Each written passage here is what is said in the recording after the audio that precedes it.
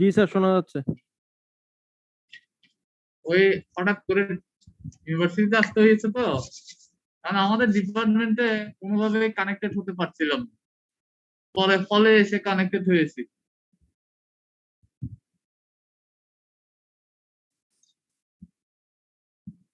পরে হলে এসে কানেক্টেড হয়েছি, সরি আর কি। হ্যাঁ,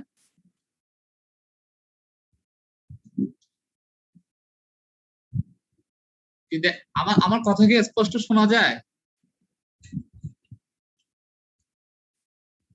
জি স্যার, শোনা যাচ্ছে। ঠিক আছে, থ্যাংক ইউ। তোমরা অনেকক্ষণ অপেক্ষা করেছিলা। কিছু করার না, হঠাৎ করে হলে মিটিং দেখেছে। ডিপার্টমেন্টে গেছিলাম, ডিপার্টমেন্টে গিয়ে আমাদের ডিপার্টমেন্টে কোন রকম নেটওয়ার্কে কভার করতে পারছিলাম না, ওয়াইফাইও কানেক্টেড হতে পারছিলাম না। পরে আবার হলে এসে কানেক্টেড হয়েছে। যাই হোক, তাহলে আমরা তাহলে ক্লাস শুরু করি। তোমাদের মনে 12টা থেকে আর একটা ক্লাস আছে নাকি? আচ্ছা, ঠিক আছে, ওকে।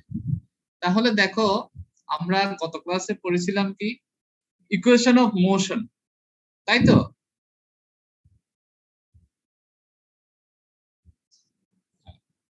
একটু রেসপন্স কইরো, হ্যাঁ, না আমি বুঝতে পারবো না। ফাইমকে আগে দেখা যাচ্ছে, ফাইম কইরো।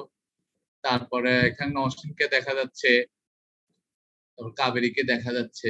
তোমরা রেসপন্স কইরো, হ্যাঁ, ঠিক আছে। তাহলে আমরা পড়েছিলাম লাস্ট ক্লাসে ইকুয়েশন অফ মোশন, ম্যাগনেটিক ফিল্ডের জন্য ইকুয়েশন অফ মোশন। আমরা পেয়েছি এফ এক্স এবং এফ ওয়াই এর মান, এই দুটা মান এফ এক্স এফ ওয়াই এর মান পেয়েছি, এফ জেড এর মান আমরা পাইনি। লাস্ট পর্যন্ত আমরা কতটুকু পেয়েছিলাম এটা একটু দেখ। লাস্ট পর্যন্ত আমরা কতটুকু পেয়েছিলাম? আমরা শেষ পর্যন্ত আমরা পেয়েছি এতটুকু। দেখো,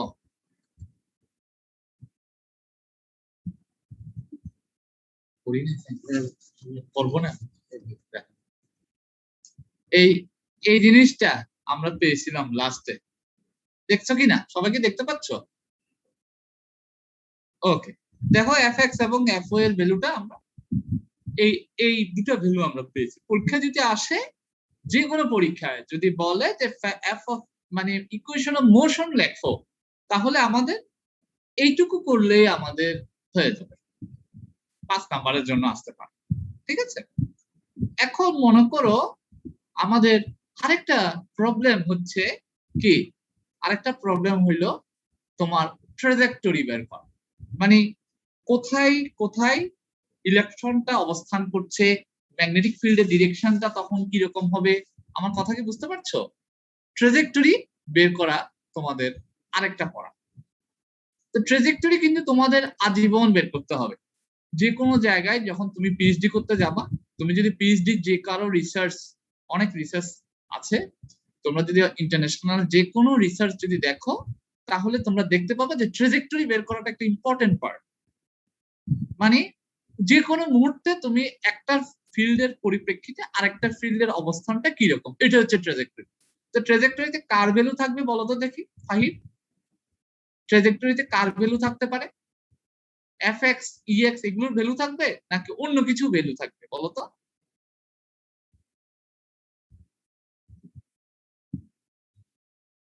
দেখি বলো তো দেখি, সাজিদ বলো তো দেখি, সাজিদ ট্রাজেক্টরিতে কার ভ্যালু থাকতে পারে? স্যার কোয়েশ্চেন ছিল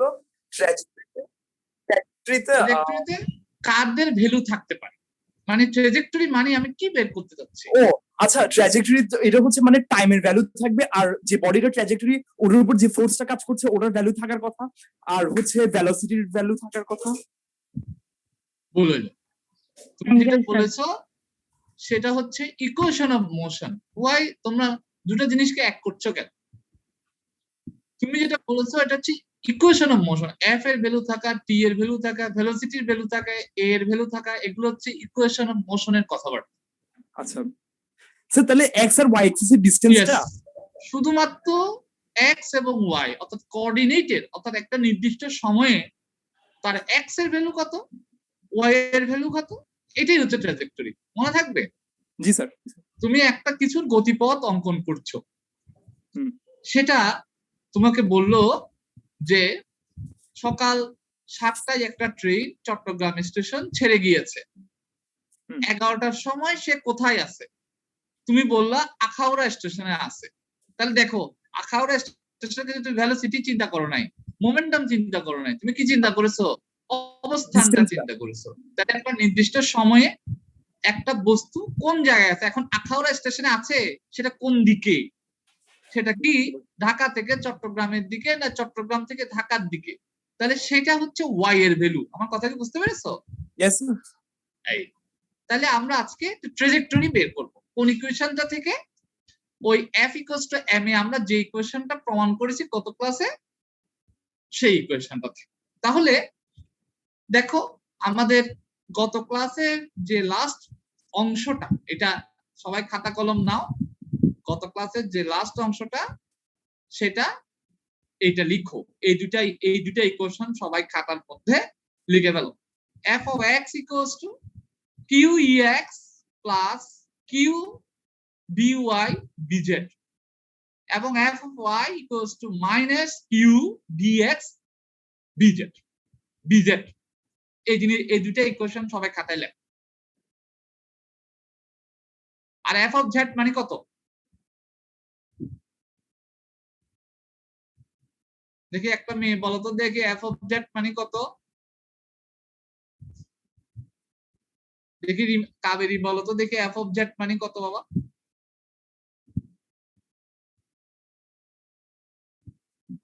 আমার কথা কি শোনা যায়? আমি আজকে ওই হেডফোনটা তাড়াতাড়ি করে আসতে গিয়ে হেডফোনটা আনি নাই।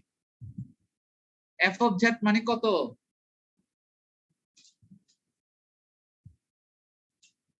তোমরা কি আমার কথা শুনতে পাচ্ছ? জি স্যার।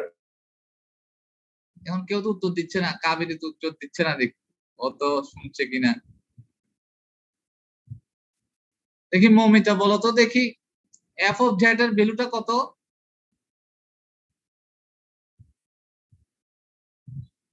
দেখছো, এরা মনে হয় মিউট করে করে ক্লাস করার নাম করে মিউট করে চলে যায়। বলো f of z এর ভ্যালুটা কত বলো তো বাবা? 9। স্যার পারবো না। ওমা f of z এখানে কত? f of x এর মান আছে, f of y এর মান আছে, তাহলে f of z এর মান কত? 0 0 স্যার। এটা তো সিম্পল জিনিস, এটা পাচ্ছ না কেন?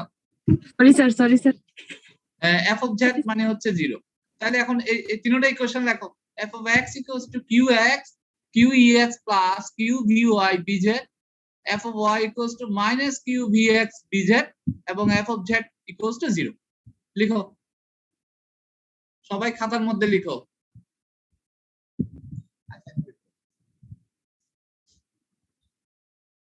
লিখেছো কিনা সবাই? Yes sir. ওকে, নাও আমরা এখন মুভ ফরওয়ার্ড। আজকে মনে করো একদম সহজটা দিয়ে শুরু করি, তাহলে বুঝতে অনেক সহজ হবে, ট্র্যাকটা ধরে ফেলবো। আমি একদম সহজটা শুরু করছি। প্রথমেই শুরু করলাম মনে করো f of z equals to 0। তাহলে কি হয় ইকুয়েশনটা? কেমন?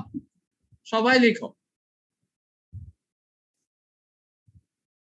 সবাই লিখো f of z equals to 0।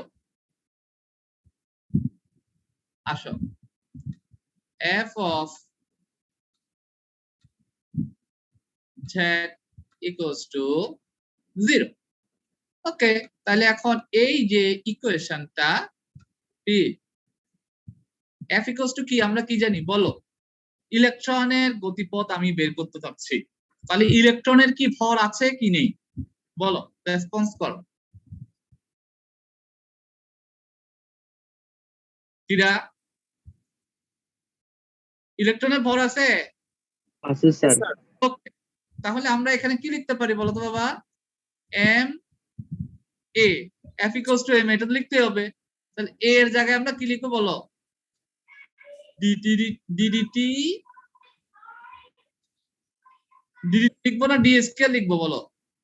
V লিখবো, ডিভি। এটা কি ফার্স্ট অর্ডার ডিফারেন্সিয়েশন নাকি second order differentiation? Second order. Very. তাহলে এখানে কি হবে বলো তো বাবা? d square dz square equals to 0 ঠিক আছে কিনা ওকে নাও এখন কি করতে হবে বলো কি করতে হবে ইন্টিগ্রেশন করতে হবে কি করতে হবে ইন্টিগ্রেশন করতে হবে। আমি কি বের করতে যাচ্ছি মৌমিতা আমি কি বের করতে যাচ্ছি বলো আমরা এখান থেকে কি বের করতে যাচ্ছি ইন্টিগ্রেশন করে এক্সিলারেশনের ভ্যালু এখানে x এর ভ্যালু কোথায় আছে স্যার এক্স মানে টাইমের ভ্যালু মানে t এর ভ্যালুটা সরি মানে g এর ভ্যালুটা কিসের ভ্যালু জেটের ভ্যালু z এর ভ্যালু এটা না বলবা কি বলে t এর ভ্যালু t এর ভ্যালু তো উই নো আমি তো বলে দিয়েছি যে একটা ট্রেন দেখো আগে থেকে এই ইকুয়েশন তোমার কাছে আছে মানে তোমার কাছে অলরেডি সবকিছু দেওয়া হয়ে গেছে নাও তুমি এখান থেকে ভ্যালুগুলো বের করবা কিভাবে বের করবা তোমাকে আমি বলে দিছি দেখো ট্রেনের কথা চিন্তা করো একটা ট্রেন চিটাগাং স্টেশন থেকে যাত্রা শুরু করেছে 7টা বাজে সুবর্ণ বা প্রভাতী যাব এখন তুমি বলে দিলা এই ট্রেনটা চিটাগাং থেকে ঢাকা যাচ্ছে তাহলে আমি বললাম যে 11টার সময় কোথায় আছে প্রশ্নটা ভালো করে বুঝে দেখো 11টার সময় সে কোথায় আছে তাহলে কোথায় যখন বলছি শুধু অবস্থান এখানে টি আসার কোনো কনসেপ্ট নাই ভেলোসিটি আসার কোনো কনসেপ্ট নাই মাস আসার কোনো কনসেপ্ট নাই আমার কথা বোঝা গেছে এখানে শুধুমাত্র কি আসবে জেড এর ভ্যালু আছে কারণ এখানে জেড ছাড়া তার অন্য কোনো ভেরিয়েবল নাই তাহলে আমরা এখন দেখো তাহলে এটাকে আমার ইন্টিগ্রেশন করতে হবে ইন্টিগ্রেশন আমি করলাম তাহলে কি হবে বলো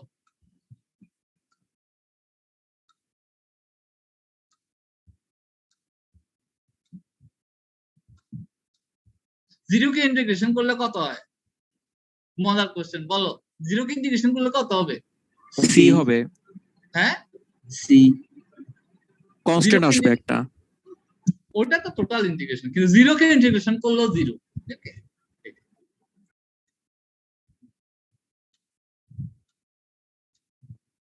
দেন এটা দুই অর্ডার আছে না আছে কিনা দুই অর্ডারকে একবার করলাম কোথায় করবো বলতো এটা ইন্টিগ্রেশন লিমিট কত হবে জিরো থেকে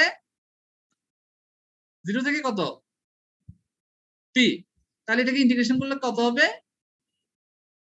একবার চলে গেল ঠিক আছে অথবা এটার আরেকটা প্রসেস আছে এটাকে আরেকবার করলে তোমার কি আসবে এম ইন্টিগ্রেশন ওভার 0 টু টি আবার করলাম আমি মনে করো সরি ভুলে গেল হোয়াইট বোর্ড হলে সবচেয়ে বেস্ট আমাদের তো খুবই কম এম আসলো ডিজেড ডিটি আসলো কেমন ডিটি আসলো তারপর কি হবে বলো 0 থেকে করেছি তো তাহলে কত আসতো বলো 0 থেকে করলে এখানে ডিজেড ডিটি ওকে তাহলে আমি এখন রাখো তোমাদেরকে এখান থেকে লেখা যাচ্ছে না তো আমি শেয়ার স্ক্রিনে চলে যাই তোমরা করতে থাকো আমি ওই পিডিএফটাতে চলে যাই এটা তো আমি খাতায় করেছি ওটাতে চলে যাই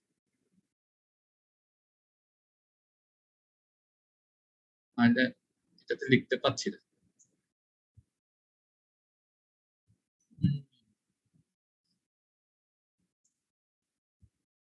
এটা কোথায় লিখবো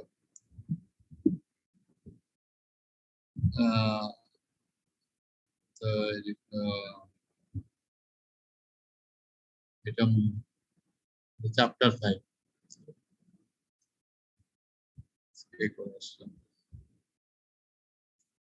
চ্যাপ্টার 2টা কোথায় লিখতাম ম্যাগনেটিজম কোথায় লিখছো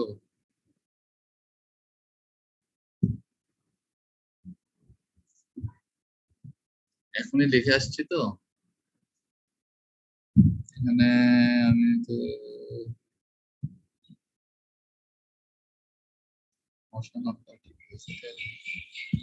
স্যার প্রথম থেকে 5 নাম্বারটা মনে হয় 5 নাম্বার না এটা তো ঠিক আছে থ্যাংক ইউ ওই যে একটু ইয়ে হয়ে গেলে এই দেখো করে এসেছি যে আমি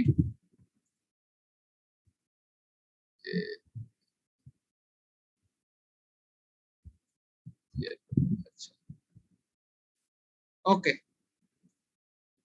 তাহলে আমরা এফ বের করেছি না? আমরা এটা করছি, দেখো কোনটা, যেটা আমি লিখলাম, এই সিম্বল গুলোর সাথে তোমরা পরিচিত কিনা? এই সিম্বল গুলোর সাথে এটা আমি পড়িয়েছিলাম, দেখো। তাহলে আমরা এই যে লাস্ট ইকুয়েশনটা শুরু করছিলাম না, এই যে লাস্ট ইকুয়েশনটা আমি যে লিখলাম, জিরো লিখেছি না? তোমরা কি শুনতে পাচ্ছ? জিরো লিখেছি না? জিরো, হ্যাঁ, জিরো না লিখে এটাতে লিখো কিউ ইজেড। জিরো না লিখে কিউ ইজেড লিখো। কেন ইজেড লিখবা আমি এটা বলছি।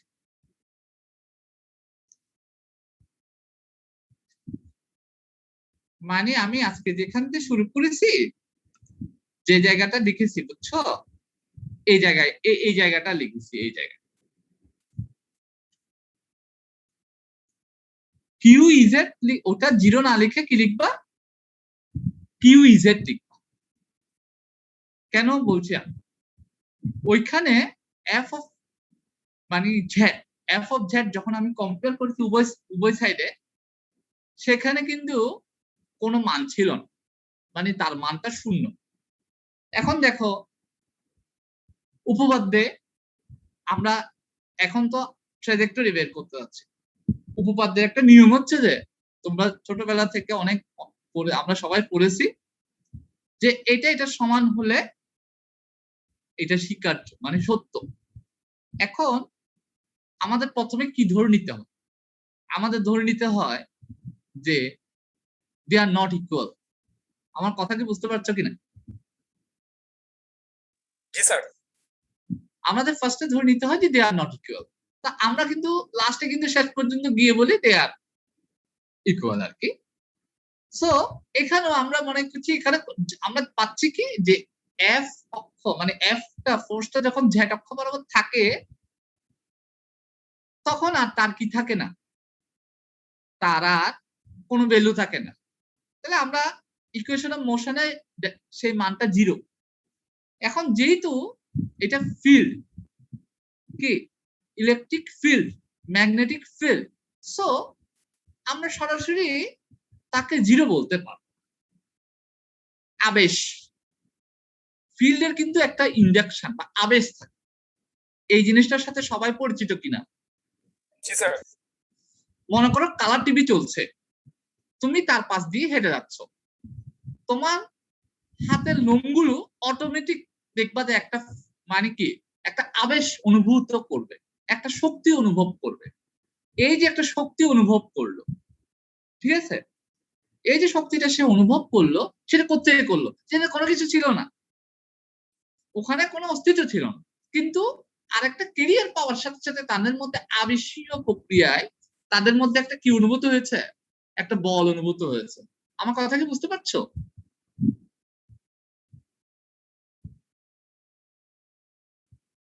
এরা আমার কথা কি বুঝতে পারছো?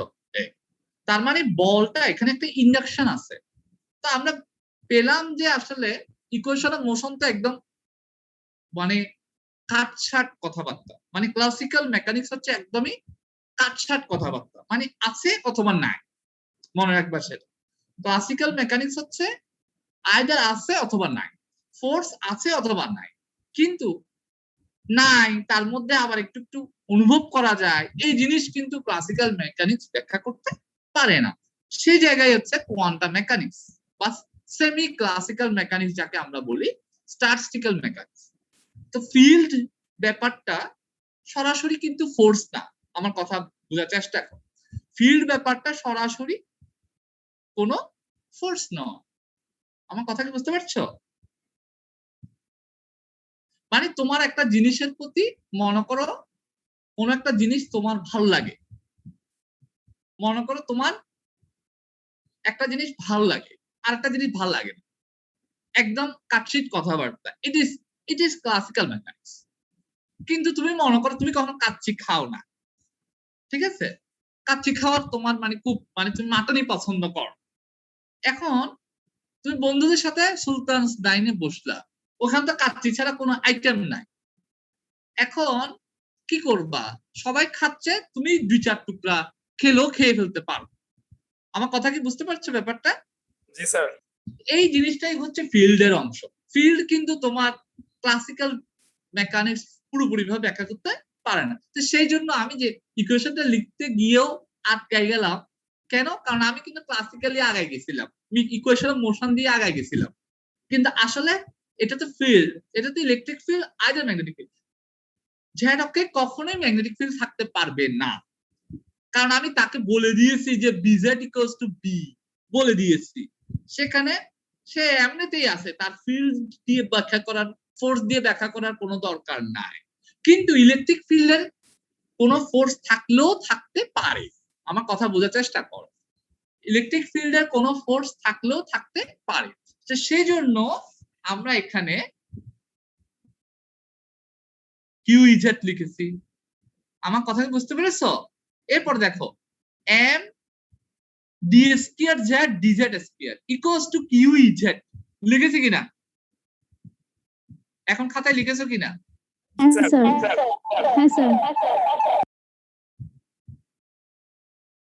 তাহলে আমরা ইকুয়েশনটা ঠিকঠাক মতো লিখি, ঠিক আছে?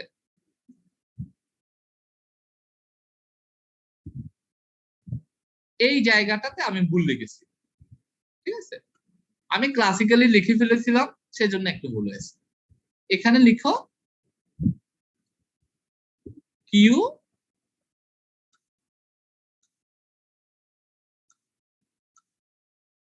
ইজেড লিখলাম, ঠিক আছে। এরপরে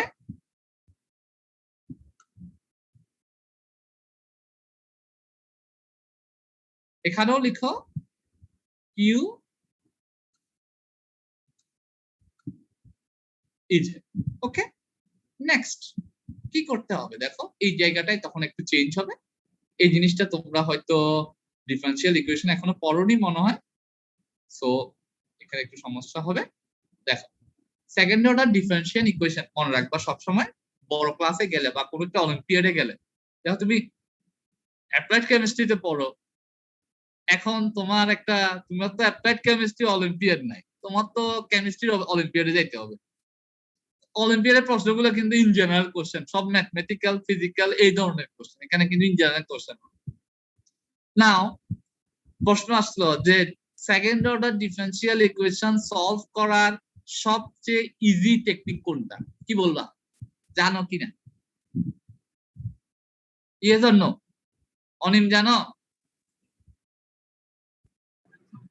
অনিম? ওকে, অয়লার ইকুয়েশন মনে রাখবা। Second order differential equation solve করার একমাত্র প্রসেস, ইজি প্রসেস হচ্ছে অয়লার ইকুয়েশন। অয়লার সাহেব যে প্রসেসটা বের করেছে সেটা কি? সেটা হচ্ছে কিছু না, M D square Z equals to Q E Z D T square. আমার কথা কি বুঝতে পেরেছো? ভেরিয়েবলকে ডিভাইড করে দেওয়া, সেপারেট করে দেওয়া, সেপারেশন অফ ভেরিয়েবল বা Euler equation same thing, separation of variable. Variable গুলোকে সেপারেট করে দেওয়া, দুইটাকে দুই পাশে পাঠিয়ে দিলাম, তাহলে সুবিধা হয়েছে কি? এখন যদি আমি দুই পাশে ইন্টিগ্রেশন করি, দেখো ইজেড কে কিন্তু আমি ইন্টিগ্রেশনে রাখছি না, বিকজ এটা না থাকার সম্ভাবনা সবচেয়ে বেশি। আমার কথা বুঝতে পারছো? না থাকতে পারে, তো সেই কারণে আর এটা লিখছি না। তারপরে এখন কি করছি দেখো, তাহলে এইটাকে ইন্টিগ্রেশন করলে, ডি স্কয়ার কে ইন্টিগ্রেশন করলে কি আসবে বলতো?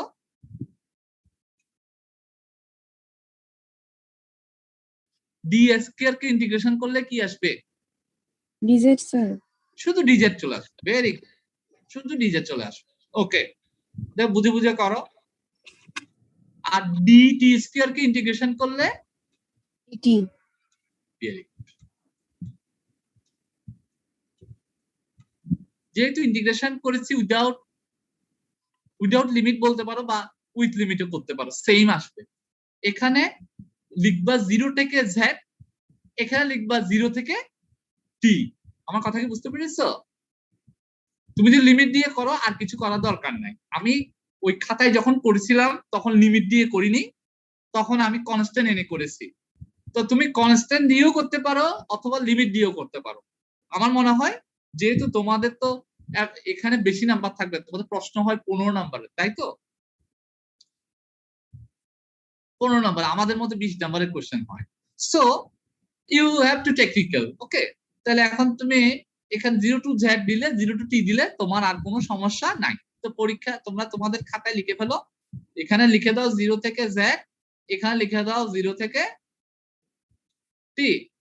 তাহলে আর কনস্ট্যান্ট বের করার কোনো ঝামেলা নেই। ওকে, দেন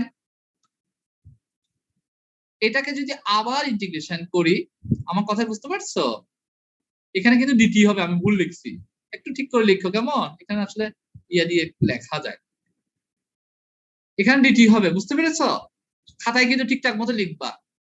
টিচার তো পরীক্ষা দিবে না, ইভ্যালুয়েশনে কিন্তু তোমরাই বসবা, বুঝছো? আমাকে ইভ্যালুয়েট যখন করতে যাও তখন তো আর এটা, তখন ভুল হইলে কিন্তু ভুল, তাহলে সেজন্য একটু কেয়ারফুলি লিখবা, হ্যাঁ? তাহলে এখানে 0 থেকে যদি তুমি z লিখো, সেম সেম এখানে যদি 0 থেকে তুমি যদি t লেখো, তাহলে কি হবে বলো তো বাবা? আবার একই ভাবে করলে কি আসবে বলো? mz equals to q ez t। Clear কিনা? ওকে, তাহলে এখান থেকে আমি কি বের করবো বলো? কি বের করবো? m z equals to, লিখে ফেলো সবাই, এইগুলো নিজে নিজে নিজে হাতে লিখে। তো z equals to কি হবে? q ez t divide by m।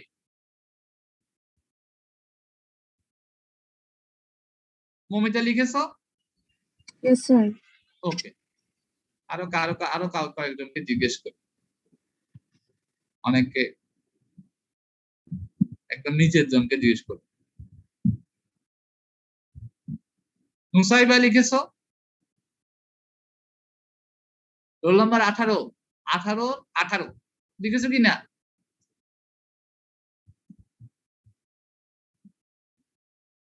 নাই, আবার কোথায় চলে গেছে? লিখেছো? হ্যাঁ স্যার। ওকে, বাহ, তুমি দিলে তো ইকো করে দিই। আচ্ছা, ঠিক আছে, তাহলে আমরা যেটার ভ্যালু বের করে ফেলেছি কিনা? ইজি না? যেটার ভ্যালু আমরা বের করে ফেলেছি, এখন আমরা এক্স এবং ওয়াই এর ভ্যালু বের করব। ইজেডটা ওটুকু থাক, ইজেড এর ভ্যালু আমরা পরবর্তীতে চিন্তা করব, হ্যাঁ?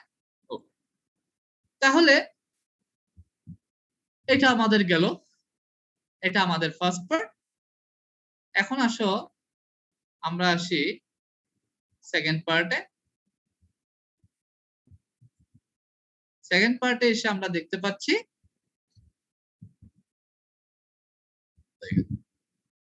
স্ক্রিনটা আটকে গেছে,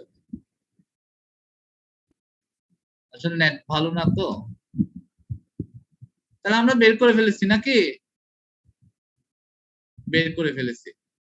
তাহলে দেখো আমরা যেটা বের করলাম ওইটা হচ্ছে লিমিট দিয়ে, ওকে? আমরা যেটা বের করলাম সেটা লিমিট দিয়ে। এখন আরেকটা পার্ট লিখো, আমার কথা বুঝতে পারছো? এখন আরেকটা পার্ট লিখো, সেখানে এইখান থেকে শুরু করো, এই ইকুয়েশন গুলো থেকে শুরু করো, লিখো এখানে 1 নাম্বার ইকুয়েশন দিয়ে শুরু করো, অথবা এখান থেকে শুরু করো। সবাই লিখছো কিনা, নাকি আমি বুঝিয়ে যাব, এটা দিয়ে দিব? কি বলো? স্যার দিয়ে দিলে বেটার হয়। ও, কারণ আমি আসলে লিখতে পাচ্ছি না তো, সমস্যা হচ্ছে সেখানে। তাহলে তাহলে এটা এদিকে খেয়াল করো, সবাইকে দেখতে পাচ্ছ স্পষ্ট? সবাইকে দেখতে পাচ্ছ কিনা? জি স্যার। তাহলে লিখো একটু ফলো করার চেষ্টা করো, কোথাও না বুঝতে আমাকে বলো। তাহলে the motion is described by the Lorentz force m dv by dt qe plus qvb, আমরা লাস্ট ক্লাসও গত ক্লাসও লিখেছি। এরপরে we choose the direction of b as the z axis। কেমন? আমরা বলেছি যে গত ক্লাসে যা বলেছি তাই, বিটা z axis বরাবর আছে, and the plane passing, একটু রাখো,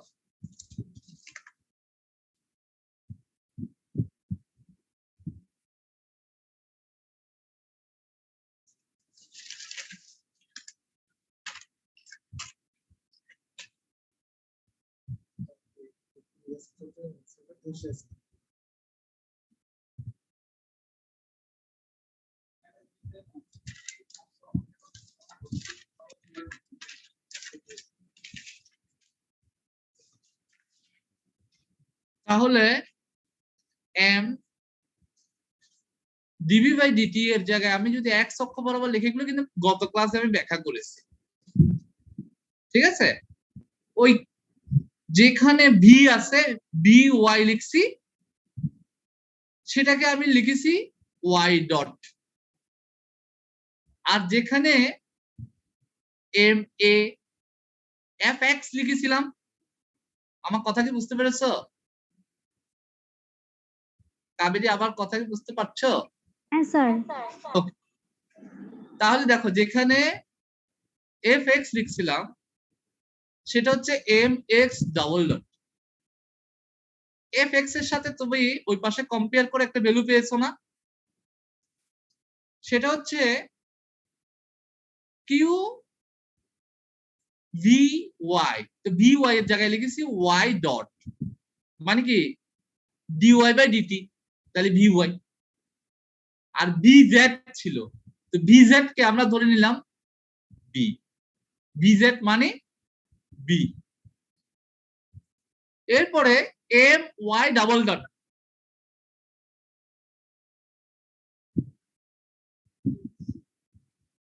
ও ex ছিল, তাহলে ex এখন আমি বলছি সেটা, এটা পুরোটা বলে দিই। এখানে আমি যখন ডেসক্রাইব করছি তখন কিভাবে বলছি দেখো, my double dot fy equals to qey minus qx মানে b minus q bx bz, ঠিক আছে? bx bz, তাহলে bx এর জায়গায় আমি লিখলাম যে কি, bx এর জায়গায় আমি কি লিখলাম x ডট, আর bz এর জায়গায় লিখলাম b। R m fz equals to 0 আসছিল, এখানে আমরা ফিল্ড দিয়ে যখন লিখলাম সেখানে আমরা লিখলাম q ez, ঠিক আছে? এখন দেখো এই যে ইকুয়েশনটা লিখলাম গত ক্লাসের ইকুয়েশনের সাথে এটাতে একটু পার্থক্য আছে। পার্থক্য আছে কিভাবে? আমরা বলছি x অক্ষ বরাবর ইলেকট্রনটা দৌড়াদৌড়ি করে। দেখো আমি যে ওই ফার্স্টে একটা কথা বলেছি যে ফিল্ড এবং মোশন তার মধ্যে একটু ডিফারেন্স আছে। গত ক্লাসে আমরা যেটা পড়েছি এটা ইকুয়েশন অফ মোশন, অর্থাৎ F equals to ma, এই জিনিসটাকে আমরা পড়েছি। আজকে আমরা ফিল্ডের দিকে চলে যাচ্ছি। তো ফিল্ডের দিকে যখন চলে যাবা তখন তোমার মধ্যে একটু পার্থক্য সৃষ্টি হবে। কেমন? ইলেকট্রনটা x অক্ষ বরাবর দৌড়াচ্ছে, ঠিক আছে? তাহলে ফিল্ডটা কোন অক্ষে অনুভূত হবে? মনে করো তুমি অ্যাজ এ পার্টিকেল একটা দৌড় প্রতিযোগিতা দিলা, তোমরা 5 জন একটা দৌড় প্রতিযোগিতা দিলা, একই দিকে দৌড়াচ্ছ, আরেকজন এসে তোমার রোতে ঢুকে গেছে, তাহলে কি হবে? ও কি তোমার সামনের দিকে ধাক্কা খাবে না পাশে ধাক্কা খাবে? আমাকে একটু বলো তো। পাশে থাকতে হবে স্যার। তাহলে ফিল্ডটা কোন দিকে হচ্ছে? ফিল্ড এন্ড ওয়াই দিকে। এক জিনিস নয়। তাহলে তুমি যেহেতু বলে দিছো electron is moving on x-axis, so field of this electron will be field on y-axis or z-axis. আমার কথা বোঝা গেছে? কাবেরী বুঝতে পেরেছো? একটু চিন্তা করে দেখো, তুমি তোমার গতিপথে এক অক্ষ বরাবর হ্যাঁ, দৌড়াদৌড়ি স্যার। করছো, তাহলে আরেকজন তোমার কক্ষপথে চলে এসেছে, তাহলে তুমি তাকে পাশ দিয়ে একটা ধাক্কা দিলা।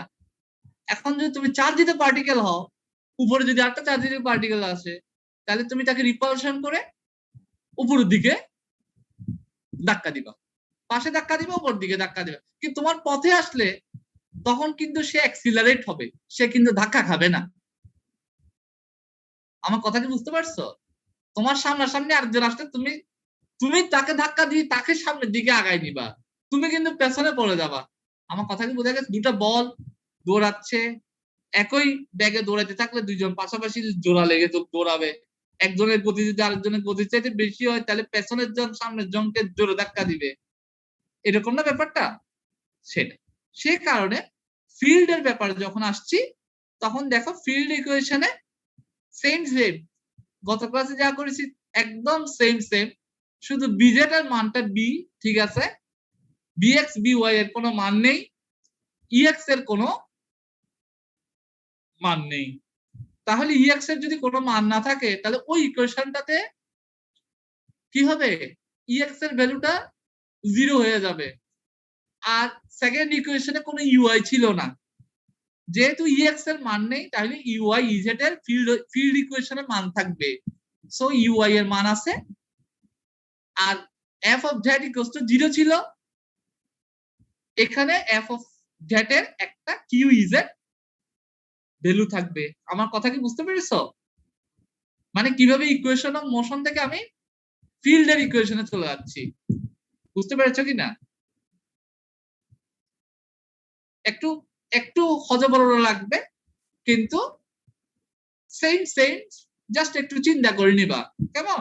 সেম জিনিস, কিন্তু সেম প্ল্যানিং, এখানে পুরো প্ল্যানিংটা সেম। ইকুয়েশন অফ মোশনের প্ল্যানিং, এটার প্ল্যানিংটা পুরোপুরি সেম, শুধু এই কন্ডিশনটা বসানোর সময় একটু চিন্তা করতে হবে। ওখানে কন্ডিশনটা বসিয়ে 0 বসাই দিছিলাম না, এখানে কন্ডিশনটা বসিয়ে শুধু এই পারপাস গুলোতে 0 বসাবা। ওখানে এখানে ইএক্স এর মান ছিল, এখানে কিন্তু ইএক্স এর মান নেই, ফিল্ডে ইএক্স এর কোনো মান নেই, সো ইএক্স টা 0 হয়ে গেছে। ওখানে ইউআই এর কোনো মান ছিল না, এখানে ইউআই এর মান আছে, বিকজ ফিল্ড আছে। লাস্ট ইকুয়েশনে ইজেড এর কোনো মান ছিল না, ইজেড এর মান আছে। এখন ইলেকট্রিক ফিল্ডের জন্য এটা প্রশ্ন হতে পারে যে স্যার ম্যাগনেটিক ফিল্ডে কেন এমনটি হলো না? আমার কথা কি বুঝতে পারছো? তুমি বলতে পারো স্যার ম্যাগনেটিক ফিল্ড যদি জেড অক্ষ বরাবর থাকে, তাহলে তো তার ফিল্ড অনুভব হওয়ার কথা ওয়াই অ্যাক্সিস এবং এক্স অ্যাক্সিসে, এখানে শুধু জেড অ্যাক্সিসে কেন মান ঠিক থাকলো? আমার কথা কি বুঝতে পারছো? কেন এক্স অ্যাক্সিস ওয়াই অ্যাক্সিসে তার মান পাওয়া গেল না? এটা একটা প্রশ্ন হতে পারে। আমার কথা কি বুঝতে পারছো কিনা? নাকি প্যাচ লেগে গেছে? প্যাচ লাগার কোনো কারণ নাই, গত ক্লাসের মতো ইকুয়েশনটা বের করে জাস্ট এই কন্ডিশনটা বসিয়ে দাও, তাহলে এরকম হয়ে যাবে। আর কারণটা তো বুঝতে পেরেছো। এখন একটা মনে মনে একটা প্রশ্ন আসতে পারে যে ইলেকট্রন যদি এক্স অক্ষ বরাবর যায়, তাহলে ওয়াই এবং জেড অক্ষ হয়ে তার ফিল্ড থাকে। ম্যাগনেটিক ফিল্ড যদি জেড অক্ষ বরাবর যায়, তাহলে কেন তার এক্স অক্ষ ওয়াই অক্ষে তার ফিল্ড থাকবে না? এটা কিনা কোশ্চেন, কি এটা কিনা? মেহেদি, জি স্যার। মেহেদির কোনো প্রশ্ন আছে? মেহেদি না স্যার, কোশ্চেন নেই। বুঝতেছো না মনে হয়? স্যার বুঝতে পারছি স্যার। এটা কেন নেই? তাহলে কেন নেই বুঝতে পারলে দেখি, বলো তো দেখি বাবা।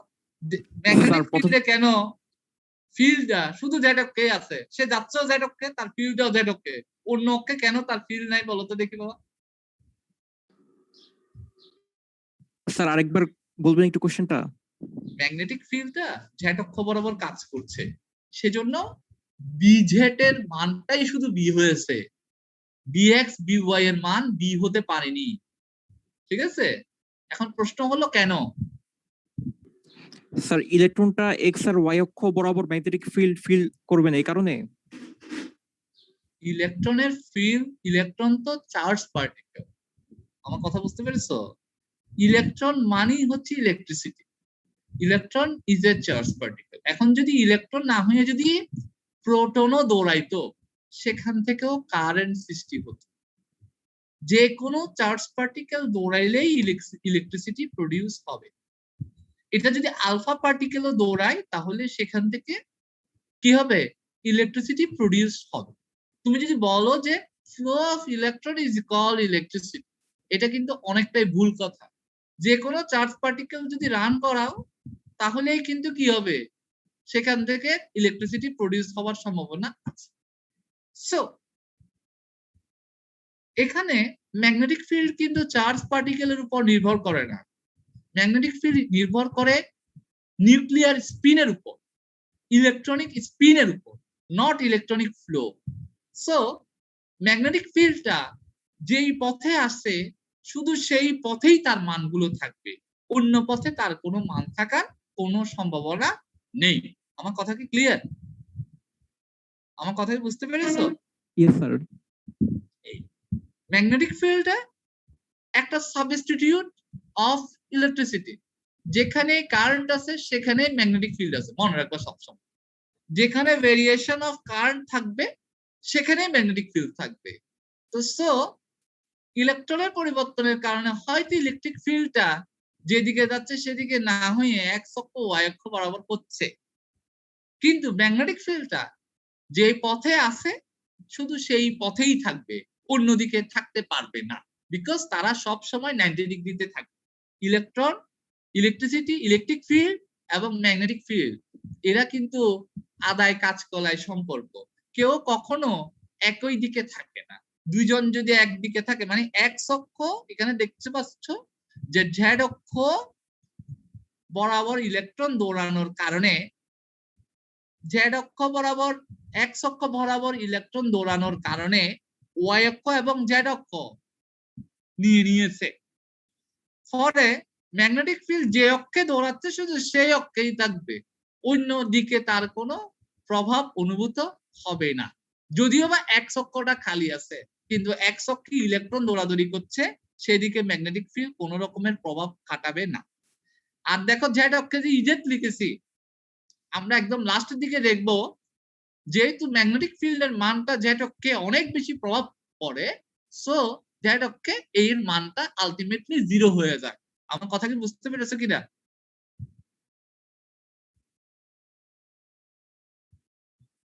বুঝা গেছে মেহেদি? স্যার মোটামুটি।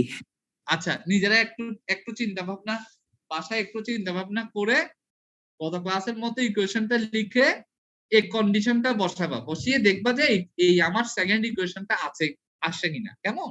এটা তো দেখতেই পাচ্ছ যে সেকেন্ড ইকুয়েশনটা চলে আসবে, সবকিছু ঠিক আছে, শুধু ইএক্স ইউআই এবং ইজেড এর মানটা একটু গড়মেলে হয়েছে। ওখানে ইএক্স এর মান ছিল, ইউআই ইজেড এর মান ছিল না, বাট এখানে ইউআই ইজেড এর মান আছে, ইএক্স এর কোনো মান নেই, বিকজ ইলেকট্রনটাই নিজেই এক্স অক্ষ বরাবর দৌড়াদৌড়ি করছে।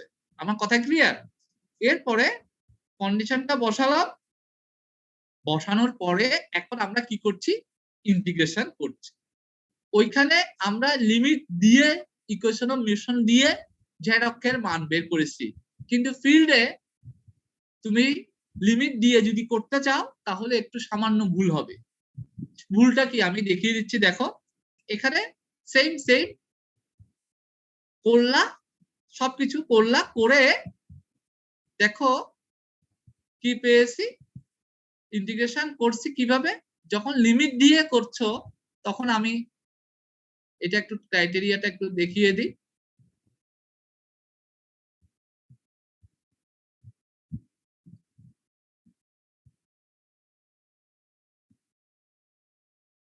এগুলো আসলে হোয়াইট বোর্ডে করলে সবচেয়ে ভালো। তো এখানে তো আমরা আসলে ইউজ করতে পারছি।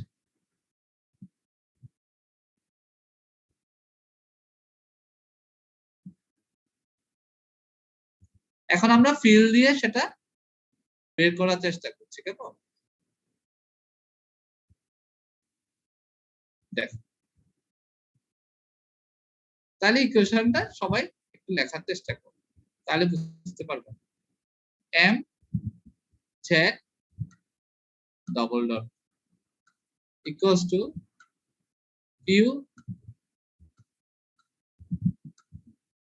ইজেড। কেমন? ওকে, এখন ইন্টিগ্রেশন যখন করব কার সাপেক্ষে করব বলতো? ইন্টিগ্রেশনটা এখানে কার সাপেক্ষে করব?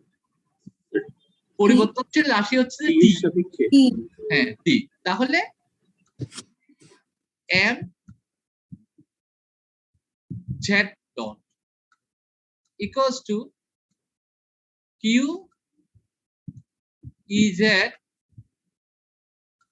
টি প্লাস সি। ঠিক আছে? বুঝতে পেরেছো? বুঝতে পেরেছো কিনা? জি স্যার।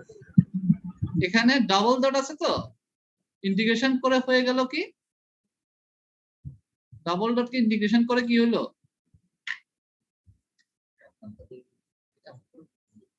বুঝতে পেরেছো? ডাবল ডট কে ইন্টিগ্রেশন করে টি চলে আসছে। Integration of double dot D T, D T লিখেছি, বুঝছো না বুঝুনি? জি স্যার। আমি একটু দেখব।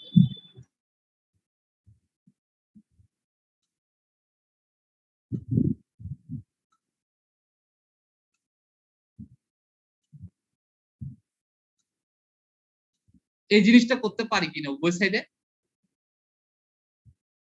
উভয় পক্ষে এই জিনিসটা জি করতে স্যার। পারি কিনা? জি স্যার পারি। তাহলে এখন করলে কি হবে বলতো? ডাবল ডট থেকে সিঙ্গেল ডট চলে আসলো, জি স্যার, আর একটা ডিটি টি থেকে চলে আসবে। ঠিক আছে? দেখো, লিমিট ছাড়া করতে গেলে আমাকে এই প্রসেসে আগাইতে হবে।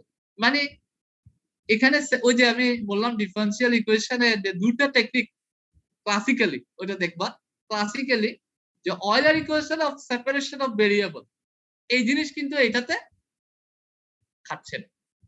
খাচ্ছে কাবেরী?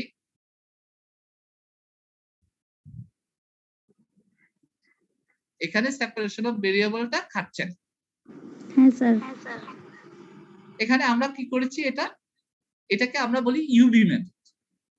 তিনটা প্রসেসে ডিফারেনশিয়াল ইকুয়েশন সলভ করা যায়। একটা হচ্ছে সেপারেশন অফ ভেরিয়েবল, যেটাকে আমরা অয়েলার মেথড হিসেবে চিনি। নাম্বার 2 সেটা হচ্ছে তোমার ইউবি মেথড। এটা হচ্ছে ইউবি মেথড, মানে যে গুণ করে দিলাম। আরেকটা হচ্ছে কি? ইনহোমোজেনাস মেথড। আচ্ছা, আমরা আস্তে আস্তে একটা একটা করতে করতে এগুলোর সাথে ম্যাথও শিখবো, প্লাস এগুলো শিখবো। কেমন? তারপর দেখো, এখন বলো তো বাবা, এখন সি এর মান বের করতে হবে না? করতে হবে কিনা? জি স্যার। ওকে, একটু রেসপন্স করো, না হলে তো বুঝতে পারবো না। তাহলে সি এর মান যদি বের করতে হয়, তাহলে টি ইকুয়ালস টু 0। সময় টি তে দেখো আমি বলছি, যখন টি ইকুয়ালস টু 0। স্যার আমাদের 12টা থেকে ক্লাস আছে। ওকে, আমি এই জাস্ট এই কোশ্চেনটা শেষ করে জ্যাটের কাজ শেষ, আমরা চলে যাব। একটু টাফ তো, বুঝো নাই? না হলে তো মানে একটা সিদ্ধি দিলে হয়ে যেত, কিন্তু বুঝবা না, এই কারণে জাস্ট একটু আমি এখনই ছেড়ে দিচ্ছি বাবা। Okay sir. এই যে এখানে জ্যাট যেটা লিখেছি, দেখো জ্যাট যেটা লিখেছি সেটাকে আমরা লিখলাম ভিজেড। কেমন? জ্যাটটাকে আমি ভিজেড দিব, জ্যাট ডট। একটু খেয়াল করে দেখো, জ্যাট ডট মানে হচ্ছে ভিজেড। ওকে, তাহলে ভিজেড। কেমন? তাহলে টি যদি 0 হয় তাহলে ভিজেড কত হবে বাবা? কি হবে বলো না? 0 হবে না? জি স্যার। তাহলে টি 0, তাহলে সি এর মান কত বলো তো? সি এর মান কত? 0 এখন কোন কোন বইয়ে এটাকে এই জিনিসটাকে BZ0 লিখেছে, তোমার কোনো সমস্যা হবে? বুঝতে কোনো সমস্যা হবে কিনা? না স্যার BZ0 যে কথা, BZ0 BZ equals to 0 same কথা, কোনো সমস্যা নাই। কেমন? তাহলে আমি সিটাকে চাইলে শূন্য লিখতে পারি, অথবা একটু কমপ্লেক্স আর কি ব্যাপারটা। কেমন? mz ডট কিউ ইজেড টি, আমি আসলে মানটা বসাচ্ছি। কেমন? সি এর ভ্যালু দেখো কত আসছে, টি যদি 0 হয় তাহলে এটা 0, আর আমি জেড বিজেড 0 দিয়ে লিখি, তাহলে এটা দিয়ে লিখি, তাহলে তোমাদের যে কোনো বই বুঝতে সুবিধা হবে। বিজেড এর মানটা BZ0 এর মানটা 0 হতে পারে, তাহলে এখানে কি লিখতে পারি আমি? সি এর মান কি লিখতে পারি বলো? M BZ0। বুঝতে পেরেছো কিনা? কাবরি বুঝতে পেরেছো? হ্যাঁ স্যার। ওকে, আরেকটু করো। এখন আবার আগের মতো, আগের ইকুয়েশনের মতো mz dot integration over d t, same তাড়াতাড়ি করো, তাহলে তোমরা আমি এখন ছেড়ে দিতে পারবো। E integration over t d t plus m BZ0 integration over d t. ঠিক আছে কিনা? এখন ইন্টিগ্রেশন করো তো, এটা পুরাটা ইন্টিগ্রেশন করো, করে কি আসে দেখো। এম এটাকে করলে কি আসবে বলো? জেড চলে আসবে না? জি স্যার এখানে কি আসবে বলো? কিউ ই এর সাথে জেড ছিল, কিন্তু একটু জি স্যার ঠিক মতো লিখো বাবা। আমি তো Yes. এখানে টি স্কয়ার ডিভাইডেড বাই 2 2 প্লাস এখানে কত M আসছে দেখো, BZ0 M BZ0 T T. কেমন? Plus C. এখন আবার কি হবে? বলো? সি এর মান বের করতে হবে না? জি স্যার তাহলে সি এর মান কি বের করব বলো? টি ইকুয়ালস টু 0 হইলে এই জেডটা হবে z nought. T equals to, just বসাই দাও, টি ইকুয়ালস টু 0 হইলে জেডটা হয়ে যাবে জেড নট। কেমন? জেডটা হয়ে যাবে জেড নট। তাহলে এখানে জেড নট বসাও, এখানে 0 বসালে 0 হয়ে যাবে, এটা 0 বসালে 0 হয়ে যাবে। তাহলে সি ইকুয়ালস টু কত আসবে বলো? সি ইকুয়ালস টু কত আসবে বলো তো? এম Z0 MZ সবাই লিখেছো কিনা এতটুকু? জি হ্যাঁ স্যার স্যার। এখন এখান থেকে চ্যাট বের করতে পারবা না? এম দিয়ে ভাগ করে দিলে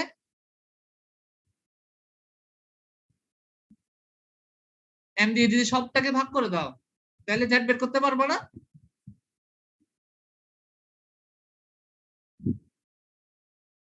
পারবা? দেখাই দিলে ভালো হতো স্যার হ্যাঁ, দেখাই দিলে ভালো হতো স্যার আচ্ছা ওই আমি ইয়া থেকে দেখাই।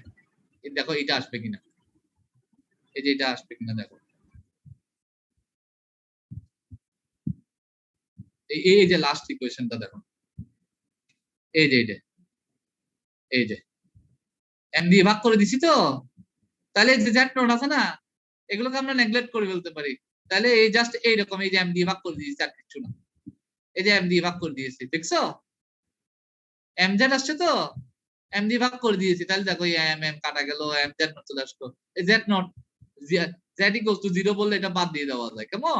আর বাদ বাকিটাকে দিয়ে এইগুলো, এই জেড 0 জেডও লিখতে পারো, অনেক বই লেখা আছে 0 জেড, তুমি জেড নটও লিখতে পারো, কোনো সমস্যা নেই, যা লিখেছো তাই কারেক্ট। বুঝতে পেরেছো কিনা? এতটুকু বুঝতে পেরেছো কিনা? স্যার Z0 এর মান কি 0 স্যার? এটা যে স্যার নেগলেক্ট করব এটা যেটা নেগলেক্ট করে ফেলতে পারো, কারণ আসলে কি দেখো, এটা আমরা বলেছি কি যখন টি সমান 0 তখন এক্স এর ভ্যালু, ওয়াই এর ভ্যালু, জেড এর ভ্যালু কত ছিল। তো অনেকে বলে কি, দেখবা অনেক বই আছে X naught Y naught Z, অনেক বইয়ে বলেছে 0 0 0, মূল বিন্দু থেকে শুরু করলে 0 0 0 না। এখন যদি মূল বিন্দু না হয়, এটা আসলে সিমুলেশনের ব্যাপার, তো খেয়াল করে দেখো, এটা তো সিমুলেশন ব্যাপার, এটা কিন্তু নর্মাল কোনো টার্মস না, একদম সিমুলেটেড। তাহলে তুমি যদি 0 0 থেকে শুরু করো, তাহলে 0 0। কেউ যদি বলো যে না 0 না 1 1 1 থেকে শুরু করবো, তাহলে 1 1 1 থেকে শুরু করতে হবে। যে ইন জেনারেল কনসেপ্টে জেড নট থাকে, কিন্তু আমাদের মতো মানে আমরা যখন ইকুয়েশনকে সোজা করতে যাই তখন আর কিন্তু জেড নট রাখি না, X naught Z naught Y naught এগুলো রাখি না। আমার কথা কি বুঝতে পেরেছো? জি স্যার। ওকে, ঠিক আছে, তাহলে তোমরা ক্লাসে চলে যাও। নেক্সট ক্লাসে এটা একটু ভালো করে নিজেরা একটু বোঝার চেষ্টা করবা, প্র্যাকটিস করার চেষ্টা করবা। ইকুয়েশন মোশন থেকে আমি একটু ফিল্ডে চলে আসছি, সো একটু কমপ্লেক্সিটি আসবে, তো সেই কারণে একটু তোমাদের কষ্ট হবে, কিন্তু আমার মনে হয় যে তোমরা যদি বাসায় একটু চিন্তা করো বা হক রফিকুল্লাহর বইটা যদি একটু দেখো, বা বই দেখতে হবে না, জাস্ট একটু চিন্তা করলেই তুমি বুঝতে পারবা যে আসলে ব্যাপারটা কেন একটু চেঞ্জ হয়েছে। অনেকে প্যান্ট লাগাই ফেলে, আসলে ফিল্ডটা একটু মোশন থেকে একটু ডিফারেন্ট। ঠিক আছে? স্যার আমাদেরকে এই স্লাইডটা কি দেওয়া যাবে? হ্যাঁ, স্লাইড দিয়ে দিব। এই পুরো ইকুয়েশনটা সলভ করা হয়ে গেলে তারপর দিয়ে দিব, পুরো জি স্যার। ইয়াটা দিয়ে দিব। কেমন? কারণ নিজে নিজে তাইলে দিয়ে দিলে তখন আর আমার সাথে করবা না, এখন হাতে কলমে না করলে ভুলে যাবা। ঠিক আছে? Okay sir. Okay, thank you. তাহলে নেক্সট ক্লাসে দেখা হবে, ভালো থেকো। জি স্যার, ভালো থাকবেন স্যার। ওকে, আমি তাহলে শিডিউল জানাই দেব।